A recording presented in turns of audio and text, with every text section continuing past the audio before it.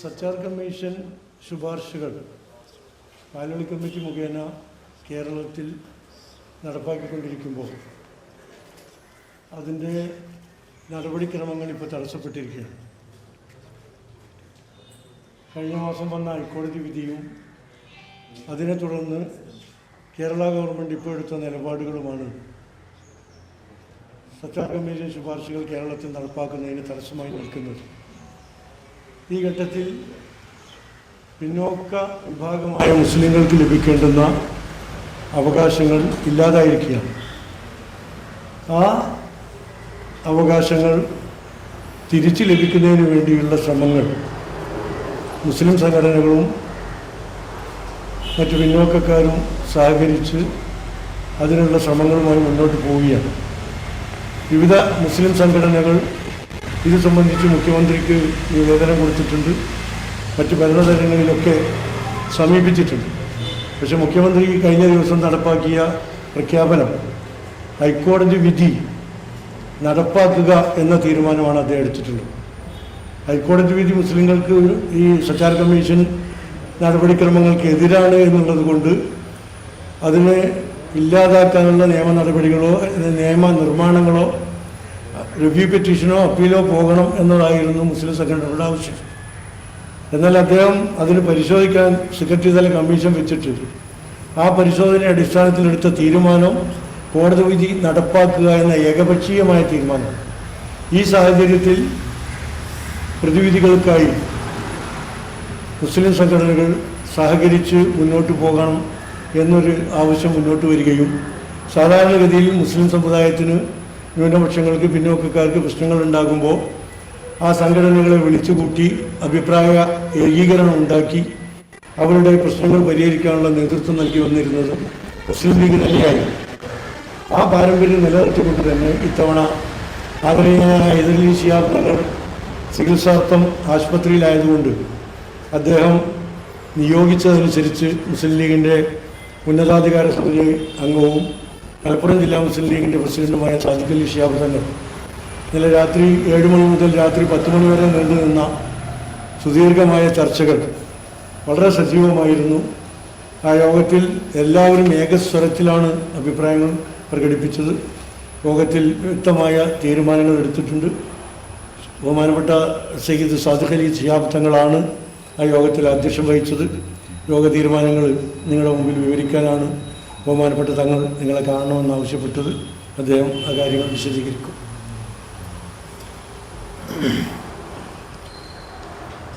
കഴിഞ്ഞ മെയ് 28 കോടതി വിധിയുടെ പശ്ചാത്തലത്തിൽ സംവരണ വിഷയത്തിൽ സ്കോളർഷിപ്പ് വിഷയത്തിലൊക്കെ ഉണ്ടായ വളരെ നിർഭാഗ്യകരമായിട്ടുള്ള അവസ്ഥ, സച്ചാർ കമ്മിറ്റി 100% മുസ്ലിങ്ങൾക്ക് മാത്രമായി നൽകപ്പെട്ടിട്ടുള്ള മാർഗനിർദ്ദേശങ്ങൾ, പക്ഷെ അത് തുടക്കം തൊട്ട് തന്നെ കാരണം സച്ചാർ കമ്മിറ്റി റിപ്പോർട്ട് കേരളത്തിൽ ഇന്ത്യയിൽ തന്നെ പുറത്തു വന്നപ്പോൾ അന്ന് തന്നെ കേരളത്തിൽ അതിന് പകരമായി മറ്റൊരു കമ്മീഷനെ, പാലോളി കമ്മിറ്റിയെ നിയമിക്കാനുള്ള ഉണ്ടായി. അപ്പോൾ അത് 100% എന്നതിന് പകരം 80-20 അന്ന് ചുരുക്കപ്പെട്ടു. പക്ഷെ അതങ്ങനെ അംഗീകരിക്കപ്പെട്ട് പോരുകയും ചെയ്തു. എന്നാൽ വീണ്ടും ഇപ്പോൾ കോടതി വിധിയുടെ പശ്ചാത്തലത്തിൽ ആ ഒരു ആനുകൂല്യവും നഷ്ടപ്പെട്ടിരിക്കുകയാണ്. ഏതാണ്ട് 59-41 രീതിയിലേക്ക് മാറിയപ്പോൾ അതിൽ ശക്തമായിട്ടുള്ള പ്രതിഷേധവും ആശങ്കയും മുസ്ലിം സമുദായത്തിൽ ഉണ്ടായിട്ടുണ്ട്. ഇന്നലെ സാമുദായിക സംഘടനകളെല്ലാം, മുസ്ലിം സമുദായത്തിലെ എല്ലാ സംഘടനകളും അവരെല്ലാം നിരവധി ഘട്ടങ്ങളിൽ ഇതേ ആവശ്യം മുൻനിർത്തി പ്രസ്താവനകൾ ഇറക്കുകയും നിവേദനങ്ങൾ കൊടുക്കുകയൊക്കെ ചെയ്തിട്ടുള്ളവരാണ്. മുസ്ലിം ലീഗിനെ സംബന്ധിച്ചിടത്തോളം നിർണായകമായിട്ടുള്ള ഈ ഒരു പശ്ചാത്തലത്തിൽ മുസ്ലിം സംഘടനകളുടെ അഭിപ്രായം തേടുക എന്നുള്ളത് അത് മുസ്ലിം ലീഗിൻ്റെ ഒരു രീതിയാണ്. ഏത് സംയുക്ത ഘട്ടത്തിലും വിഷയങ്ങൾ ഉണ്ടാകുമ്പോൾ മുസ്ലിം സമുദായത്തിൻ്റെ എല്ലാ വിഭാഗത്തിൽപ്പെട്ട സംഘടനാ നേതാക്കളുമായിട്ടും ആശയവിനിമയം നടത്തുന്ന മുസ്ലിം ലീഗ് പതിവാണ്. ശിഹാബ്ദങ്ങൾ ഉള്ള കാലം തൊട്ട് തന്നെ അങ്ങനെയാണ്. ഇപ്പോൾ ബാബരി മസ്ജിദ് താർന്ന വേളയിലൊക്കെ ഉണ്ടായ അതീവ ഗുരുതരമായിട്ടുള്ള പ്രതിസന്ധി നിറഞ്ഞ കാലഘട്ടത്തിലും അന്ന് തുടങ്ങിയ ആ ഒരു കൂടിയാലോചന അത് തുടർന്ന എല്ലാ സന്നിധാ ഘട്ടങ്ങളിലും മുസ്ലിം ലീഗ് തുടർന്നു പോകും. ഇപ്പോഴും ആ രീതിയിലുള്ള ഒരു വിഷമഘട്ടം തരണം ചെയ്തുകൊണ്ടിരിക്കുകയാണ് കേരളത്തിൽ. അപ്പോൾ അതിൻ്റെ പശ്ചാത്തലത്തിൽ എല്ലാ മുസ്ലിം സംഘടനകളെയും ഇന്നലെ വിളിച്ചു. അവരുമായി ഇപ്പോൾ നേരിട്ട് യോഗം നടത്താൻ സാധിക്കുകയില്ലല്ലോ. അതുകൊണ്ട് തന്നെ സൂമിലാണ് ആ മീറ്റിംഗ് നടത്തിയത്. എല്ലാവരും പങ്കെടുത്തു എന്നുള്ളതാണ്. പങ്കെടുത്തവരെല്ലാം തന്നെ വളരെ ആത്മാർത്ഥമായിട്ട് തന്നെ അവരുടെയൊക്കെ അഭിപ്രായങ്ങൾ പറഞ്ഞു എന്നുള്ളതാണ്. മുറിവേറ്റ ഒരു വികാരമാണ് എല്ലാവർക്കും ഉണ്ടായിട്ടുള്ളത്. മുസ്ലിം സമുദായത്തിന് മുറിവേറ്റിരിക്കുന്നു എന്നൊരു തിരിച്ചറിവും വേദനയുമാണ് അവരോരോരുത്തരുടെയും വാക്കുകളിലൂടെ ഞങ്ങൾക്ക് മനസ്സിലാക്കുവാൻ സാധിച്ചത്. എല്ലാവരും അവരുടെ അഭിപ്രായങ്ങൾ തുറന്നു പറഞ്ഞു. സച്ചാർ കമ്മിറ്റി തന്നെ, സച്ചാർ റിപ്പോർട്ട് തന്നെ ഇപ്പോൾ അപ്രസക്തമായ ഒരു പശ്ചാത്തലം. കാരണം സച്ചാർ കമ്മീഷൻ പാർലമെന്റ് നിയോഗിക്കുന്നത് ന്യൂനപക്ഷ സമൂഹങ്ങൾ, ആ സമൂഹത്തിനിടയിൽ തന്നെ മുസ്ലിങ്ങൾ വളരെയേറെ ദരിദ്രരും പിന്നോക്ക അവസ്ഥ നേരിടുന്നവരുമാണ് എന്നുള്ള തിരിച്ചറിവ് ഡോക്ടർ മൻമോഹൻ സിംഗിൻ്റെ, പ്രധാനമന്ത്രി മൻമോഹൻ സിംഗിൻ്റെ കാലത്താണ്. അപ്പോൾ അത് രാജ്യപുരോഗതിയെ, രാജ്യത്തിൻ്റെ ആസൂത്രണത്തെ അത് ബാധിക്കുകയാണ്. രാജ്യത്തിൻ്റെ പുരോഗതിയും ആസൂത്രണവും ഒക്കെ എല്ലാ വിഭാഗങ്ങൾക്കും എല്ലാ പ്രദേശങ്ങൾക്കും തുല്യമായി എത്തേണ്ടതാണല്ലോ. അപ്പോൾ അവിടെ പിന്നെ വിദ്യാഭ്യാസമായിട്ടുള്ള പിന്നോക്കാവസ്ഥ, സാമൂഹ്യമായിട്ടുള്ള പിന്നോക്കാവസ്ഥ, കടുത്ത ദാരിദ്ര്യം, ഇതൊക്കെ അനുഭവപ്പെടുന്ന മുസ്ലിങ്ങൾ. അപ്പോൾ രാജ്യത്തിൻ്റെ പുരോഗതിക്കും ആസൂത്രണത്തിനും തടസ്സം നിൽക്കും എന്നുള്ളത് കൊണ്ട് തന്നെ അപ്പോൾ അതിനെക്കുറിച്ച് പഠിക്കുന്നതിന് വേണ്ടിയാണ് ജസ്റ്റിസ് രജീന്ദർ സച്ചാറിനെ കേന്ദ്ര ഗവൺമെൻറ് നിയോഗിക്കുകയും അദ്ദേഹം അതിനെക്കുറിച്ച് വളരെ ആഴത്തിൽ തന്നെ പഠിക്കുകയും ഗവൺമെൻറ്റിന് റിപ്പോർട്ട് നൽകുകയും ചെയ്തു.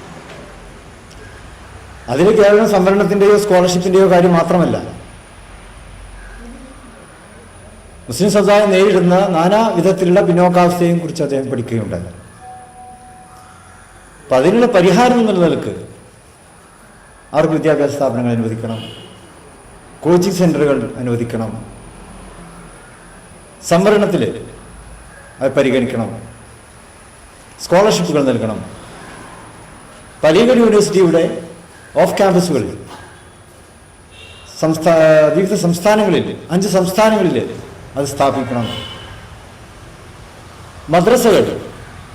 മദ്രസകളിൽ മോഡേണൈസേഷൻ പദ്ധതി നടപ്പാക്കണം. മദ്രസകളിൽ ശാസ്ത്ര വിഷയങ്ങൾ പഠിപ്പിക്കണം. മദ്രസയിലെ അധ്യാപകർക്ക് പെൻഷൻ കൊടുക്കണം. തുടങ്ങിയിട്ടുള്ള ഒരുപാട് നിർദ്ദേശങ്ങൾ, ഇതെല്ലാം മുസ്ലിം സമുദായത്തെ പുരോഗതിയിലേക്ക് എത്തിക്കുന്നതിന് വേണ്ടിയുള്ള നിർദ്ദേശങ്ങളായി.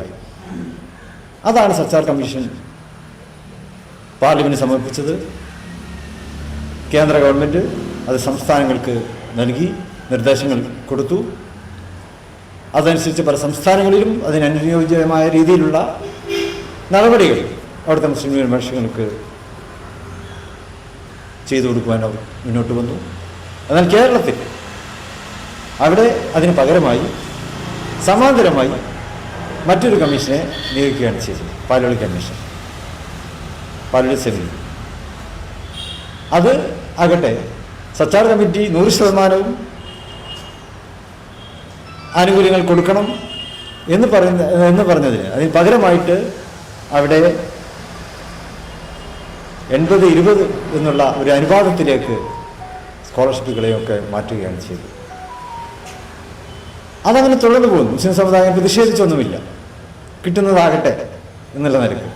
പക്ഷെ ഇപ്പോൾ കഴിഞ്ഞ ആഴ്ചയിൽ ഗവൺമെൻറ്റിൻ്റെ തീരുമാനം അത് വീണ്ടും ഏറെ ആശങ്ക ഉണ്ടാക്കിയിരിക്കുകയാണ്. 50-41 എന്നുള്ള നിലയിലേക്കാണ്. അപ്പോൾ കിട്ടിക്കൊണ്ടിരുന്ന ആനുകൂല്യങ്ങൾ വീണ്ടും നഷ്ടപ്പെടുന്നു എന്നുള്ള വളരെ ഗുരുതരമായിട്ടുള്ളൊരു പ്രതിസന്ധിയാണ് മുസ്ലിം സമുദായം നേരിടുന്നത്.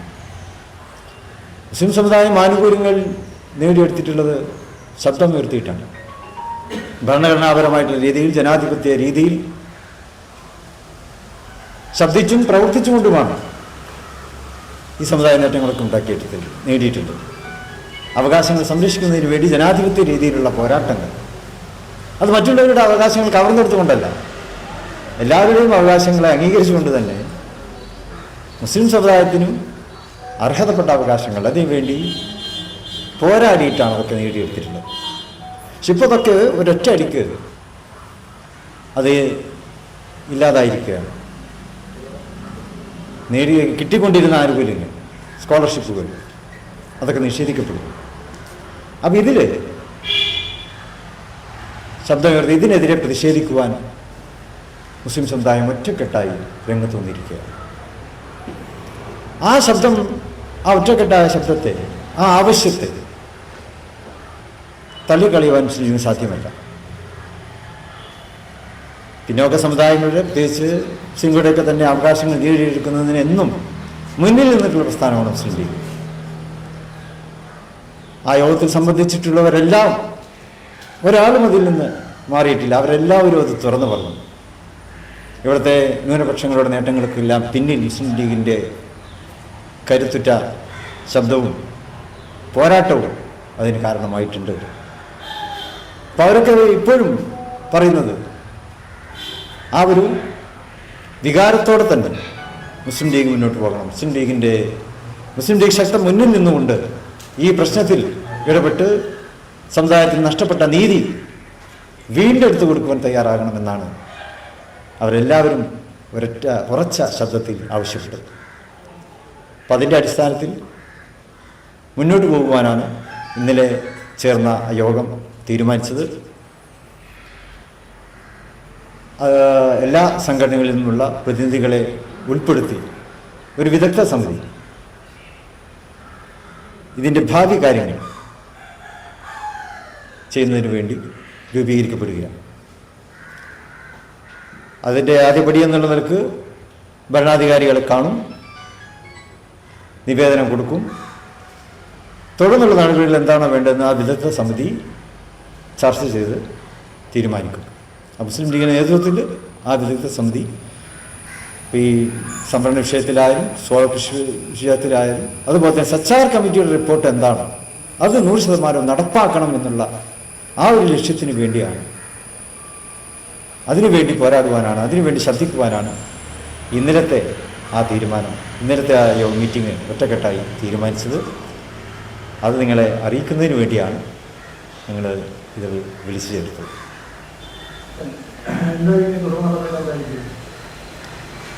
അത് എല്ലാ സംഘടനകളിലും പെട്ട, കാരണം ഇന്നത്തെ സാഹചര്യത്തിൽ എല്ലാവരും കൂടാൻ പ്രയാസമുണ്ട്. അപ്പോൾ സംഘടനത്തെ പ്രതിനിധികളെ ഉൾപ്പെടുത്തിയിട്ട് ഒരു വിദഗ്ധ സമിതി ഉണ്ടാക്കും. അത് നാളെയും മറ്റന്നാളൊക്കെ ആയിട്ട് ചർച്ച ചെയ്തിട്ട് അതിൻ്റെ തീരുമാനം എന്താണോ അതുമായി മുന്നോട്ട് പോകാനാണ് തീരുമാനം. സമിതി എല്ലാവരുടെയും പേര് കിട്ടിയിട്ടില്ല. ഞങ്ങൾ കിട്ടുമെന്നാണ് പ്രതീക്ഷിച്ചത്. വൈകാതെ കിട്ടും. ഓരോ സംഘടനയിൽ നിന്നും ഓരോരുത്തരെ സംഘടന തീരുമാനം സംഘടന തരണം. പ്രതിനിധികൾ ഉണ്ടാവും.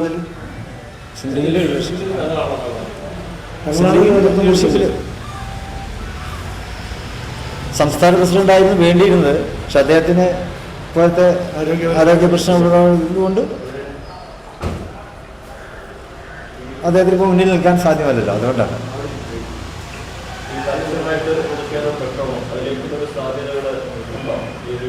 അല്ല, ആദ്യമായിട്ട് മുഖ്യമന്ത്രിയെ കാണും.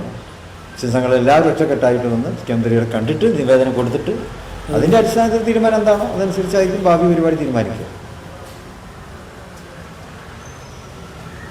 നിയമപരമായ നടപടിയിലേക്ക് അഭിപ്രായം വന്നോ? നിയമ നടപടികളിലേക്ക് കോടതിയിൽ പോകേണ്ടത് അങ്ങനെ ചർച്ചകൾ വന്നോ? അല്ല, അതും അതിൻ്റെ ഒരു വശമായി പരിശോധിക്കും. അതൊക്കെ ഇപ്പോൾ വിദഗ്ധ സമിതിയായിരിക്കും. ഇനി അതിൻ്റെ സാധ്യതകൾ പരിശോധിച്ചിട്ട് അതും ആവശ്യമാണെങ്കിൽ ചെയ്യും. പല അഭിപ്രായങ്ങളും ഇന്നലെ ഉയർന്നു വന്നിട്ടുണ്ടായിരുന്നു. അതിൽ പെട്ട അഭിപ്രായങ്ങളൊന്നും അത് നിയമപരമായിട്ട് നേരിടണം. അപ്പോൾ അത് ഇനി വിദഗ്ധ സമിതി ചർച്ച ചെയ്ത് തീരുമാനം. ഇതിൽ എല്ലാ സംഘടനകളും സ്വാഭാവികമായി യുഡിഎഫിനോട് യോജിപ്പുള്ളവരുമായ സംഘടനകളൊക്കെ ഉണ്ടാകും. ഇതിലെവിടെയെങ്കിലും UDF സർക്കാരിൻ്റെ കാലത്ത് ഒരു പാളിച്ച പറ്റിയ കാരണം അതായത് 80-20 എന്ന് പറയുന്നത് പാർലമെന്റ് കമ്മീഷൻ കൊണ്ടുവന്നു. അതിനുശേഷം വന്ന UDF സർക്കാർ അത് തിരുത്താൻ തയ്യാറല്ല, 100% എന്ന നിലപാടിലേക്ക് കൊണ്ടുവരാൻ തയ്യാറായില്ല. അത്തരത്തിലൊരു വിമർശനമോ പരാതിയോ ഏതെങ്കിലും സംഘടനകളോ വന്നിട്ടുണ്ടാകും? പരാതിയായിട്ട് ഉന്നയിച്ചിട്ടില്ല.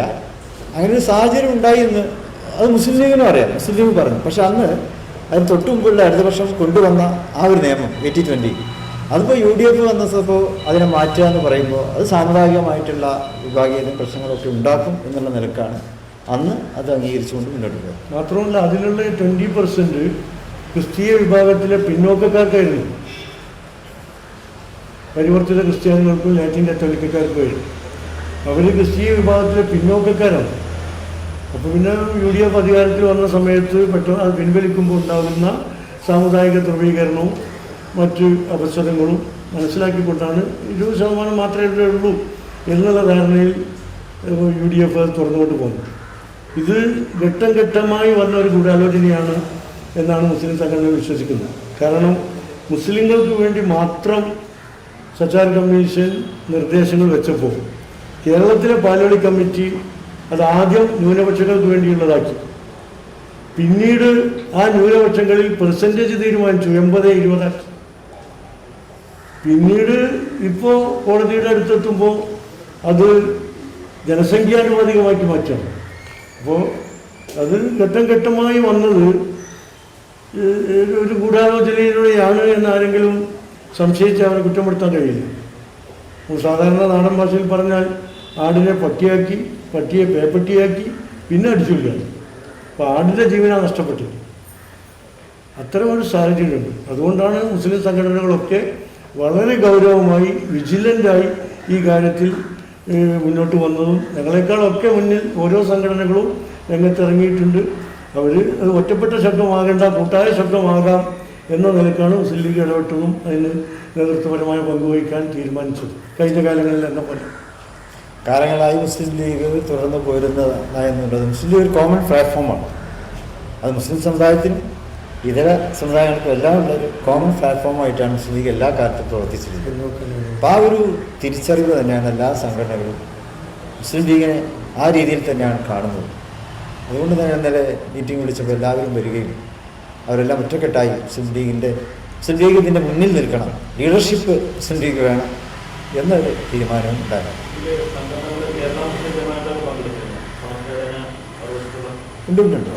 പിന്നെ പ്രൊഫസർ AK അബ്ദുൽ സാഹിബ് ഉണ്ടായിരുന്നു, സുന്നി വിദ്യാഭ്യാസ ബോർഡ് സെക്രട്ടറിയായിരുന്നു അദ്ദേഹം. അവരുണ്ടായിരുന്നു. അവരൊക്കെ ഓരോ സംഘടനകളും അവരുടേതായ മാർഗങ്ങളിലൂടെ വേറെ പോകുന്നുണ്ട്. എന്നാൽ പോലും കൂട്ടായ ഏകോപിച്ചുള്ളൊരു ശബ്ദം വേണം എന്നുള്ള നിലപാട് എല്ലാവർക്കും ഉണ്ട്. ബഹുമാനപ്പെട്ട അബ്ദുൽ ഹക്കീം അസ്ഹരി ശക്തമായ പ്രതിഷേധം രേഖപ്പെടുത്തിക്കൊണ്ട് പ്രസ്താവന കഴിഞ്ഞ ദിവസം വന്നിരുന്നു. വിഷയങ്ങൾ എപ്പോഴും ഒരു വിഭാഗീയത ഉണ്ടാവുകയാണ് ചെയ്യാറ്. അതായത് വിവിധ സമുദായ അല്ലെങ്കിൽ മത സൗഹാർദ്ദത്തിന് സ്റ്റേറ്റിൽ. അപ്പോൾ ഈ കമ്മിറ്റി ഇതിൻ്റെ മറ്റ് 80-20 എന്നുള്ളത് റദ്ദാക്കുമ്പോൾ ജനസാംഖ്യാനുപാതമായി ക്രിസ്ത്യൻ സ്വാധീനിക്കുന്ന സാഹചര്യമുണ്ട്. അവരെ ബോധ്യപ്പെടുത്താൻ അല്ലെങ്കിൽ ഈ നിലപാട് ക്രിസ്ത്യൻ കമ്മ്യൂണിറ്റിക്ക് എതിരല്ല എന്ന് ബോധ്യപ്പെടുത്താൻ എന്തെങ്കിലും തരത്തിലുള്ള ശ്രമം അതൊക്കെ ഈ വിദഗ്ധ സമിതിയുടെ ആലോചനയുള്ള കാര്യമാണ്. ഈ ക്രിസ്തീയ സമുദായവുമായിട്ടും എല്ലാവരുമായിട്ടും യോജിച്ചുകൊണ്ട് തന്നെ ആയിരിക്കും മുന്നോട്ട് പോകുക. ആരെയും സംശയത്തിൽ നിർത്താതെ എല്ലാവർക്കും ഒരുമിച്ച് എല്ലാവർക്കും അവകാശങ്ങൾ, ഓരോരുത്തർക്കും അർഹതപ്പെട്ട അവകാശങ്ങൾ അത് അങ്ങോട്ടും ഇങ്ങോട്ടും മനസ്സിലാക്കിയിട്ട് തന്നെ മുന്നോട്ട് പോകണം. ആരുടെയും അവകാശം കവർന്നെടുക്കണം. അപ്പോൾ ക്രിസ്തീയ സമുദായത്തിന് അവകാശപ്പെട്ടത് അവർക്ക് കൊടുക്കണം, അത് വേണം. അത് സച്ചാർ കമ്മിറ്റിയുടെ വെളിച്ചത്തിൽ വേണ്ട. ക്രിസ്തീയ സമുദായത്തിന് അല്ലെങ്കിൽ തന്നെ ഇവിടെ കമ്മീഷനുകളൊക്കെ ഉണ്ടായിട്ടുണ്ടല്ലോ. ഏത് സമുദായം, ക്രിസ്തീയ സമുദായത്തെ പിന്നോക്കം നിൽക്കുന്ന ഏത് സമുദായങ്ങൾക്കും ഗവൺമെൻറ് കൊടുക്കേണ്ടതായിട്ടുള്ള ആനുകൂല്യങ്ങൾ കൊടുത്തിരിക്കണം. അതിനെ ഒന്നും തന്നെ ആരും എതിർക്കുന്നില്ല. ആരുടെയും അവകാശങ്ങൾ കവർന്നെടുക്കാതെ എല്ലാവർക്കും തുല്യ പരിഗണന, അതാണ് ജനാധിപത്യം എന്ന് പറയുന്നത്. അത് സംരക്ഷിച്ചുകൊണ്ട് മുന്നോട്ട് പോകും.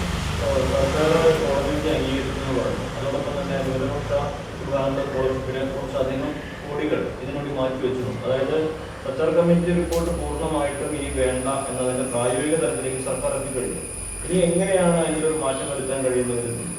അതിപ്പോൾ പുതിയ ഇത് കുറച്ച് പൈസ അനുവദിച്ചു എന്നുള്ളത് താൽക്കാലികമായ ഒരു കാര്യമാണ്. ഇപ്പോഴുള്ള ഈ പ്രതിഷേധത്തിന് തണുപ്പിക്കാനുള്ള ഒരു തന്ത്രം എന്നതിലപ്പുറത്ത് അതിന് ഗൗരവമായി ഞങ്ങൾ കാണുന്നില്ല. ഇപ്പോൾ അവകാശങ്ങൾ സംരക്ഷിക്കേണ്ടത് ഔദാര്യങ്ങളുടെ വോട്ടടക്കുകയല്ല വേണ്ടത്. അവകാശങ്ങൾ സംരക്ഷിക്കുന്നിടത്ത് നിയമപരമായിട്ട് എന്താണ് ചെയ്യാൻ സാധിക്കുക, നിയമനിർമ്മാണത്തിലൂടെ അത് സാധ്യമാക്കുകയാണ് വേണ്ടത്. ഇപ്പോൾ ഇനി കോടതി വിധി ഏതെങ്കിലും പശ്ചാത്തലത്തിൽ ഇതിനെതിരെ വരികയാണെങ്കിൽ അവകാശങ്ങൾ സംരക്ഷിക്കുന്ന കാര്യത്തിൽ നിയമനിർമ്മാണം നടത്താൻ ഗവൺമെന്റിന് സാധിക്കുമല്ലോ, അത് ചെയ്യണം. ബാബറി മസ്ജിദിന്റെ കാലം മുതൽ അങ്ങനത്തെ ഇഷ്യൂസ് ഒക്കെ വരുമ്പോൾ ലീഗ് മറ്റൊരു കാര്യം അതിന് കൂടെ പറഞ്ഞത് മുസ്ലിം കമ്മ്യൂണിറ്റി മുറിവേറ്റിരിക്കുന്നു. അത് വലിയൊരു വിഷയമാണ്. പ്രത്യേകിച്ച് സ്റ്റേറ്റിൽ നമ്മുടെ എല്ലാ കമ്മ്യൂണിറ്റിയുടെയും സുരക്ഷിതത്വം അല്ലെങ്കിൽ അവരുടെ സംതൃപ്തിയൊക്കെ സംരക്ഷിക്കേണ്ട ഒരു സർക്കാർ ഒരു ഭാഗത്ത് നിൽക്കുമ്പോൾ അത്രമാത്രം വലിയ തരത്തിലുള്ള ചർച്ച ഉണ്ടാകും. അതായത് മുസ്ലിം കമ്മ്യൂണിറ്റി വലിയ തോതിലുള്ള പ്രയാസം ഉണ്ടാകും. അതായത് ഒരു സമൂഹത്തിൻ്റെ പുരോഗതിക്ക് ആവശ്യമായിട്ടുള്ളത് വിദ്യാഭ്യാസപരമായിട്ടുള്ള മുന്നേറ്റമാണ്. ഇപ്പോൾ വിദ്യാഭ്യാസപരമായിട്ട് അവരെങ്ങനെയെല്ലാം കൈപിടിച്ച് ഉയർത്തുവാൻ കഴിയും എന്നതാണ് ഒരു സർക്കാർ ചിന്തിക്കേണ്ടത്. ഒരു സർക്കാരിനെ സംബന്ധിച്ചിടത്തോളം അവിടെ വിഭാഗീയത പാടില്ല.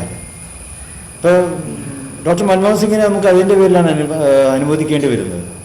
അദ്ദേഹം ചൂണ്ടിക്കാണിച്ചത് രാജ്യപുരോഗതിക്ക്, രാജ്യത്തിൻ്റെ ആസൂത്രണത്തിന് ഇവിടെ ജനങ്ങൾക്കിടയിലുള്ള ഈ പിന്നോക്കാവസ്ഥയും ദാരിദ്ര്യവുമൊക്കെ അതിനെ തടസ്സം നിൽക്കുന്നു എന്നുള്ളതാണ്. അപ്പോൾ യോഗ്യത ഒരു രാജ്യത്തെ സംബന്ധിച്ചിടത്തോളം ആ രാജ്യത്തിൻ്റെ ഏറ്റവും വലിയ സമ്പത്ത് എന്നുള്ളത് യോഗ്യതയുള്ള പൗരന്മാരാണ്. അതായത് ഒരുപാട് ജനസംഖ്യ ഉണ്ടായിട്ട് രാജ്യത്തിന് കാര്യമില്ല. വിദ്യാഭ്യാസവും ഉയർന്ന യോഗ്യതകളും ബിരുദവും ബിരുദാനന്തര ബിരുദങ്ങളുമൊക്കെയുള്ള തലമുറകളാണ് ഒരു രാജ്യത്തിൻ്റെ ഏറ്റവും വലിയ സമ്പത്ത്. ഡോക്ടർ APJ അബ്ദുൽ കലാം ഇടയ്ക്കിടയ്ക്ക് പറയാറുണ്ട്, മുൻ രാഷ്ട്രപതി. അപ്പോൾ അങ്ങനെയുള്ള ഒരു ലക്ഷ്യത്തിലേക്ക് എത്തുമ്പോൾ അവിടെ അതിനൊക്കെ തടസ്സം നിൽക്കുന്നു ഇത്തരത്തിലുള്ള കാര്യങ്ങൾ. പ്രത്യേകിച്ച് കേരളത്തിലിപ്പോൾ കഴിഞ്ഞ കാലങ്ങളിൽ കുറച്ച് കാലങ്ങളായി നല്ല വളർച്ച വിദ്യാഭ്യാസപരമായിട്ടൊക്കെ ഉയർച്ചയിലെത്താൻ നമ്മുടെ വിദ്യാർത്ഥികൾ മുന്നോട്ട് വരുന്നുണ്ട്. പഠിക്കാനുള്ള അവരുടെ താല്പര്യം, അവരെ പഠിപ്പിക്കാനുള്ള രക്ഷിതാക്കളുടെ താല്പര്യം, ഇതൊക്കെ കൊണ്ട് തന്നെ നല്ല ഉയർന്ന മാർക്കുകളൊക്കെ വാങ്ങി വിജയിച്ചുകൊണ്ടിരിക്കുമ്പോൾ അവിടെ ഇങ്ങനെയുള്ള തടസ്സം അതാണ് മുറിവേറ്റിരിക്കുന്നതെന്ന് പറഞ്ഞത്. ഇവിടുത്തെ ആ നല്ല ആ പ്രതീക്ഷയാണ് ഇവരിപ്പോൾ തച്ചുടച്ചുകൊണ്ടിരിക്കുന്നത്. അവിടെ ഒരു മുറിവേറ്റ വികാരമാണ് എല്ലാ സമുദായങ്ങൾക്കും എല്ലാ സംഘടനകൾക്കും ഉള്ളത്. അതാണ് ഇന്നത്തെ യോഗത്തിൽ പ്രതിഫലിച്ചത്. മുസ്ലിം കമ്മ്യൂണിറ്റി ഇപ്പോൾ എഡ്യൂക്കേഷനിലൂടെ പ്രത്യേകിച്ച് പെൺകുട്ടികൾ ഉൾപ്പെടെയുള്ള വിദ്യാഭ്യാസത്തിലൂടെ മുഖ്യധാരയിലേക്ക് കടന്നു വന്നുകൊണ്ടിരിക്കുന്ന ഒരു കാലഘട്ടത്തിലാണ്. അത് ഇല്ലായ്മ ചെയ്യാനുള്ള സമുദായത്തെ ശ്രമം പറഞ്ഞ പോലെ അതിനൊരു മുസ്ലിം കമ്മ്യൂണിറ്റി അങ്ങനെ ഡെവലപ്പ് ചെയ്യേണ്ട എന്നുള്ളൊരു ഗൂഢാലോചന ഉണ്ടോ ആരുടെയും ഭാഗത്ത്? ഉണ്ടാകാൻ പാടില്ല എന്നാണ് എനിക്ക് പറയേണ്ടത്. എന്തെങ്കിലും തരത്തിൽ അത് ജനാധിപത്യ വിരുദ്ധമാണ്, മതേതര സങ്കല്പങ്ങൾക്ക് വിരുദ്ധമാണ്, ഭരണഘടന താല്പര്യങ്ങൾക്ക് വിരുദ്ധമാണ്. ഭരണഘടന എല്ലാ വിഭാഗങ്ങൾക്കും ഇപ്പോൾ ഏത് വിഭാഗത്തിലും വിദ്യാഭ്യാസ സ്ഥാപനങ്ങളുമായി മുന്നോട്ട് പോകുവാൻ അനുവദിക്കുന്നൊരു ഭരണഘടന. അപ്പോൾ അവിടെയൊക്കെ തന്നെ ഇത്തരത്തിലുള്ള നിയമങ്ങൾ വരുമ്പോൾ അതിനൊക്കെ തടസ്സം ഉണ്ടാവുകയാണ്. അത് ഒരിക്കലും വിദ്യാഭ്യാസം മൗലികാവകാശത്തെപ്പെടുത്തി ഇരിക്കുകയാണ് നമ്മുടെ ഭരണഘടനയിൽ. അങ്ങനെ ഗൂഢാലോചന സംശയിക്കുന്നുണ്ടോ? അങ്ങനെയാണെങ്കിൽ സർക്കാർ തലത്തിലോ അല്ലെങ്കിൽ ഉദ്യോഗസ്ഥ തലത്തിലോ എങ്ങനെയാണ് സംശയിക്കുന്നത്? അല്ല, ഇതിലുള്ളത് നമ്മൾ ഈ നടപടിക്രമങ്ങൾ കണ്ടാൽ ആളുകൾ അതിനെ സംശയിച്ച് പോകും. അങ്ങനെയൊന്നും അവർ ഒന്നായിട്ട് കൂടിച്ചേർന്ന് ഗൂഢാലോചന എന്നൊന്നും ഞങ്ങൾ പറയാൻ തയ്യാറല്ല. എനിക്കത് ഈ ഭരണ തുടർച്ച ഇപ്പോൾ സച്ചാർ കമ്മീഷൻ കണ്ടെത്തിയത് മുസ്ലിങ്ങളുടെ ഏറ്റവും വലിയ പിന്നോക്കാവസ്ഥ പശ്ചിമ ബംഗാളിലാണ്. UP-യിലെയും ബീഹാറിലേക്കാളും മുസ്ലിങ്ങൾ പിന്നോക്കം നിൽക്കുന്നത് പശ്ചിമ ബംഗാളിലാണ്. ആ പശ്ചിമ ബംഗാളിൽ മുസ്ലിങ്ങൾ പിന്നോക്കം പോയത് ഒരു ഭരണ തുടർച്ച കൊണ്ട് തന്നെയാണ്. ആ ഭരണ തുടർച്ച കേരളത്തിൽ വരുമ്പോൾ ഇവിടെയും അത് ആവർത്തിക്കാനുള്ള ശ്രമങ്ങൾ നടക്കുന്നുണ്ടോ എന്ന് ഞങ്ങൾ സംശയിച്ചു പോയാൽ ഞങ്ങളെ പറ്റി പറയാൻ പറ്റും. മുസ്ലിം കമ്മ്യൂണിറ്റി അങ്ങനെ മുഖ്യധാരയിലേക്ക് വരേണ്ടതില്ല എന്നുള്ളൊരു ആരുടെയോ ഒരു ശ്രമം ആലോചന ഉണ്ടെന്നുണ്ട്. അല്ലാതെ അത്തരത്തിൽ മറ്റൊരു ഇതിലേക്ക് ഡിബേറ്റ് ചെയ്യാൻ ഞങ്ങൾ ഉദ്ദേശിക്കുന്നില്ല. ഇപ്പോൾ നഷ്ടപ്പെട്ട അവകാശങ്ങൾ അത് വീണ്ടെടുക്കാനുള്ള മാർഗങ്ങളെ കുറിച്ച് ഞങ്ങൾ ഇതിൽ മുസ്ലിങ്ങളുടെ അവകാശങ്ങൾ വരുമ്പോൾ മാത്രം ഈ കൂട്ടിച്ചേർക്കലുകളും മായം ചേർക്കലുകളും എന്തിനാണ് ഉണ്ടാകുന്നത്? ഇപ്പോൾ ധീവരർക്ക് ബോർഡും കോർപ്പറേഷനും ക്ഷേമനിധികളും ആനുകൂല്യങ്ങളും ഉണ്ട്, പിന്നോക്കക്കാർക്കുണ്ട്, മുന്നോക്കക്കാർക്കുണ്ട്, പരിവർത്തന ക്രിസ്ത്യാനികൾക്കുണ്ട്. ഒരുപാട് ജനവിഭാഗങ്ങൾക്ക് അവരുടേതായ കോർപ്പറേഷനുകളും ആനുകൂല്യങ്ങളും ഒക്കെ കൊടുക്കുന്നുണ്ട്. അതുപോലെ തന്നെ മുസ്ലിങ്ങൾക്ക് വേണ്ടി സച്ചാർ കമ്മീഷൻ റെക്കമെൻഡ് ചെയ്ത ഒരു ആനുകൂല്യമാണിത്. ഇതിൽ കൊണ്ടുവന്ന് മറ്റുള്ളവരെ ചേർക്കുന്നതിന് പകരം മറ്റുള്ളവർക്ക് ആവശ്യമായ എല്ലാ സമുദായങ്ങൾക്കും ഇത് കൊടുക്കണം എന്നാണ് ഞങ്ങളുടെ ആവശ്യം. അർഹരായ എല്ലാ സമുദായങ്ങൾക്കും പിന്നോക്കക്കാർക്കും ഈ ആനുകൂല്യങ്ങളൊക്കെ നൽകണം. പക്ഷെ അത് ധീവരരെ കോർപ്പറേഷനിൽ പോയി മുസ്ലിങ്ങൾക്ക് കൊടുക്കണമെന്ന് ഞങ്ങൾക്ക് പറയാൻ പറ്റുമോ? ഇനിയിപ്പോൾ ക്രിസ്ത്യൻ കമ്മ്യൂണിറ്റിയുടെ പിന്നോക്കാവസ്ഥ പഠിക്കാൻ കമ്മീഷൻ വെച്ചിട്ടുണ്ട്, ജസ്റ്റിസ് JB കോശി ചെയർമാനായ കമ്മീഷൻ. അതിൻ്റെ റിപ്പോർട്ട് വരുമ്പോൾ ആനുകൂല്യങ്ങൾ കൊടുക്കുമ്പോൾ അതിൽ മുസ്ലിങ്ങൾക്ക് 59% വേണം എന്ന് ഞങ്ങൾ പറഞ്ഞാൽ എന്തായിരിക്കും സ്ഥിതി? അതിൽ ഞങ്ങൾ ഇടപെടില്ല. അത് ആ സമുദായത്തിന് വേണ്ടിയുള്ളതാണ്. അതുപോലെ മുസ്ലിം സമുദായത്തിനുള്ളത് ഞങ്ങൾ വിട്ടു നിന്നൂടെ എന്നത് മാത്രമേ ഞങ്ങൾ ചോദ്യമുള്ളൂ. ന്യൂനപക്ഷങ്ങൾക്ക് മൊത്തത്തിലുള്ള കാര്യങ്ങൾ ജനസംഖ്യാനുപാതികമായി തന്നെ കൊടുക്കണം, അതിൽ യാതൊരു സംശയമില്ല. അത് കോളേജുകൾ കൊടുക്കുമ്പോൾ കൊടുക്കണം, എയ്ഡഡ് സ്ഥാപനങ്ങൾ കൊടുക്കുമ്പോൾ കൊടുക്കണം, ഉദ്യോഗങ്ങളിൽ പ്രാതിനിധ്യം കൊടുക്കുമ്പോൾ കൊടുക്കണം. ഇതിൽ മാത്രമല്ല വേണ്ടത്, ഈ 2000 രൂപ സ്കോളർഷിപ്പിൽ മാത്രമല്ല ജനസംഖ്യാനുപാതികമായ ആനുകൂല്യം നൽകേണ്ടത്. കോളേജുകളിൽ പഠനത്തിന് റിസർവേഷൻ ഉണ്ട്, ജനസംഖ്യാനുപാതികമായ റിസർവേഷൻ കൊടുക്കണം. ഹയർ സ്റ്റഡീസിനുണ്ട്, PGയിലൊക്കെ എന്താ സ്ഥിതി? അത് ഇപ്പോൾ മെഡിക്കൽ PG ഒരൊറ്റ ഉദാഹരണം നമുക്കറിയാം. മെഡിക്കൽ PGക്ക് മുന്നോക്ക സമുദായങ്ങൾക്ക് റിസർവേഷൻ 10%, മുസ്ലിങ്ങൾക്ക് 2%, ഈഴവർക്ക് 3%. ഇത് ജനസംഖ്യാനുപാതികാണോ? കേരള ഹൈക്കോടതിയുടെ വിധി അനുസരിച്ച് ഇതിലൊക്കെ ജനസംഖ്യാനുപാതികമായ പ്രാതിനിധ്യം കൊടുക്കണം, അതിലൊക്കെ കൊടുക്കണം. ന്യൂനപക്ഷങ്ങൾക്ക് മൊത്തത്തിലുള്ള പദ്ധതികളാണെങ്കിൽ ജനസംഖ്യാനുപാതികമായി കൊടുക്കുന്നതിന് ഞങ്ങൾക്ക് സന്തോഷമേ ഉള്ളൂ.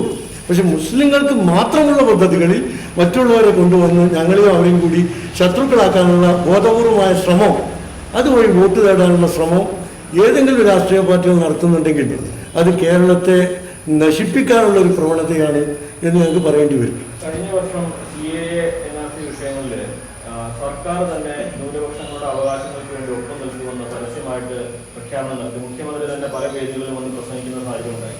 മുസ്ലിം സമുദായത്തിലെ വലിയൊരു വിഭാഗം അതെല്ലാം വിശ്വസിച്ച് ഇടതുപക്ഷത്തിനെ കൂടെ നിന്നു എന്നും വാർത്തകളും റിപ്പോർട്ടുകളും ഉണ്ടായിരുന്നു. അവരുടെ തുടർച്ചയായിട്ട് അതിന്റെ ബാക്കിയായിട്ടാണ് കാണുന്നത്. അന്ന് മുസ്ലിങ്ങളുടെ കൂടെ നിന്നു എന്ന് കാണിച്ച ഈ സർക്കാർ ഇപ്പോൾ കാണിക്കുന്നത് വഞ്ചനയാണോ? എന്താണ് അന്ന് നടത്തിയത്? ശരിക്കും പറ്റിക്കലായിരുന്നു. വിശ്വസിച്ചവരെ വഞ്ചിക്കാൻ പാടില്ല. നിങ്ങൾ പറഞ്ഞവർ ചിലപ്പോൾ ഇടതുപക്ഷത്തെ വിശ്വസിച്ചുകൊണ്ട് വോട്ട് നൽകിയിട്ടുണ്ട് മുസ്ലിം സമുദായം, അതെല്ലാവരും പറയുന്നുണ്ട്. പക്ഷെ അവിടെയാണ് ഇപ്പോൾ ഈ ഒരു എന്താ പറയുക, വിശ്വസിച്ചവരോട് നീതി പുലർത്തുന്നതിന് പകരം അവർക്കിപ്പോൾ നീതി നിഷേധിച്ചിരിക്കുകയാണ്. ബാക്കി കാര്യങ്ങളൊക്കെ ഞങ്ങൾ ഇപ്പോൾ വിദഗ്ധ സമിതിയുടെ തീരുമാനത്തിന് ശേഷം പറയാം. ഓക്കെ. മുഖ്യമന്ത്രി നിയമനത്തിൽ കൃത്യമായിട്ട് പറഞ്ഞു ഇതിലെന്തി മാറ്റം ഉദ്ദേശിക്കുന്നില്ല, ജനസംഖ്യാനുപാതികമായിട്ടാണ് പോകുന്നത്. ആ സാഹചര്യത്തിൽ ഈ കമ്മിറ്റി മുഖ്യമന്ത്രിയെ കാണാനുള്ളത് ഒരു ഫോർമാലിറ്റി മാത്രമാണ്. പക്ഷേ അതിശക്തമായ തുടർ സമരങ്ങൾ അതിന് പേര് ഉണ്ടാകുമെന്ന് തന്നെയാണ് ഉദ്ദേശിക്കുന്നത്. അതിൻ്റെ ആദ്യ പടിയാണ് മുഖ്യമന്ത്രിയെ കാണല്. മുഖ്യമന്ത്രിയെ കാണും പരമാവധി ഇവിടെ തങ്ങൾ പറഞ്ഞ പോലെ വ്യവസ്ഥാപിതവും നിയമാനുസൃതവുമായ പരിപാടികളായിട്ട് മുസ്ലിം സംഘടനകൾ മുന്നോട്ട് പോവുള്ളൂ. അതിൻ്റെ ഭാഗമാണ് എന്തൊക്കെ ചെയ്യാൻ കഴിയും എന്നുള്ളത് എല്ലാവരുമായി ആലോചിച്ച്. ഇതൊരു രാഷ്ട്രീയ പ്രശ്നമല്ല, ഇത് കേരളത്തിലെ പിന്നോക്ക ന്യൂനപക്ഷമായ മുസ്ലിം സമുദായത്തിൻ്റെ നിലനിൽപ്പിൻ്റെ പ്രശ്നമാണ്. അവരുടെ അവകാശങ്ങൾ അനിക്കപ്പെട്ടതിൻ്റെ പ്രശ്നമാണ്. ബഹുമാനപ്പെട്ട തങ്ങൾ ഉപയോഗിച്ച വാക്ക് കിട്ടിക്കൊണ്ടിരിക്കുന്ന ആർക്കും ഒന്നിനും കുറവില്ല എന്നാണ് സർക്കാർ കൊണ്ടുകൊണ്ട് ആവർത്തിക്കുന്നത്. തങ്ങൾ പറഞ്ഞല്ലോ, കിട്ടിക്കൊണ്ടിരുന്ന ആളൊക്കെ പറഞ്ഞുകൊണ്ടിരുന്നത് അത് 6.5 കോടി അനുവദിച്ചതിനെ കുറിച്ച് തങ്ങൾ പറഞ്ഞല്ലോ. അത് നമ്മൾ 80% ഇപ്പോൾ കിട്ടിക്കൊണ്ടിരുന്നത് 59 കുറച്ചിട്ട് ഒരു 6.5 കോടി തൽക്കാലം തരാം ഒരു ഔദാര്യമായിട്ട്. അപ്പോൾ അവകാശങ്ങൾ എടുത്തു കളഞ്ഞിട്ട് ഒരു ഔദാര്യം തരാണ് താൽക്കാലികം. അത് അടുത്ത വർഷം തരുന്നത് എന്താ ഉറപ്പ്? ഇപ്പോൾ പ്രക്ഷോഭങ്ങൾ തണുപ്പിക്കാൻ, പ്രതിഷേധം തണുപ്പിക്കാനുള്ള ഒരു ചെറിയ ഗിമ്മിക്ക് മാത്രമാണ്. അഫ്ര ഷബീബ് ഡിസൈൻ ചെയ്യുന്ന ദുബായ് അബായകളുടെ വിസ്മയങ്ങളുമായി മോൾ ഓഫ് അബായാസ് ദുബായ് ഷോറൂമുകൾ ജനമനസ്സുകൾ കീഴടക്കി. പെരിന്തൽമണ്ണ, കണ്ണൂർ, മഞ്ചേരി നഗരങ്ങളിൽ ജൈത്രയാത്ര തുടരുന്നു. മോൾ ഓഫ് അബായാസ് ദുബായ്.com, Perinthalmanna, Manjeri and Kannur. Visit Mall of Abayas Dubai Facebook and Instagram pages for more.